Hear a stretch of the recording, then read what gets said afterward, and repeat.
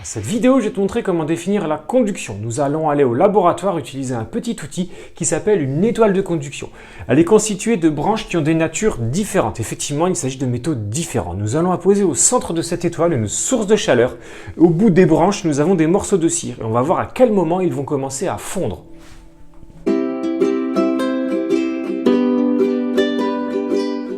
Je vais allumer la bougie et au niveau du centre de l'étoile, on va voir par transfert de chaleur quel morceau de cire va fondre en premier. Alors il s'agit d'un mode de transfert thermique par contact. Alors j'allume la bougie. On peut observer que les morceaux de cire qui sont sur les branches qui ont des natures différentes ne fondent pas au même moment. Effectivement, on remarque qu'au bout de 42 secondes, la cire qui est sur la branche en cuivre commence à fondre.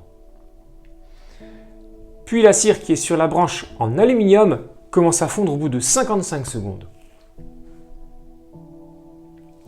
Ensuite, nous avons la cire sur le laiton qui commence à fondre au bout d'1 minute 09. Au bout d'1 minute 44, la cire, enfin, sur le bout d'acier, elle, commence à fondre. On remarque que dès que le petit bout de cire reçoit une quantité de chaleur qui est suffisante, il commence à fondre. On remarque également que dans chaque branche, le métal qui transmet la chaleur de son extrémité la plus chaude, en l'occurrence qui est le centre de l'étoile, va se transmettre vers l'extrémité la plus froide, l'extrémité de la branche. Et on voit que ce transfert se fait sans matière, par conduction.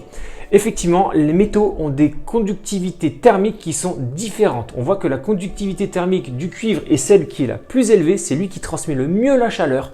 Elle est de 386 watts par mètre par Kelvin. Puis ensuite vient l'aluminium avec une conductivité de 237 watts par mètre par Kelvin. Ensuite, le laiton avec une conductivité de 120 watts par mètre par Kelvin. Et enfin arrive l'acier qui lui a fondu en dernier avec une conductivité thermique de 45 watts par mètre par Kelvin. On voit que les métaux sont des bons conducteurs de chaleur. Alors effectivement, plus la conductivité thermique est élevée, plus le transfert de chaleur sera rapide. Voilà, je viens de te montrer comment définir la conduction. Alors travaille bien et n'hésite pas à t'abonner.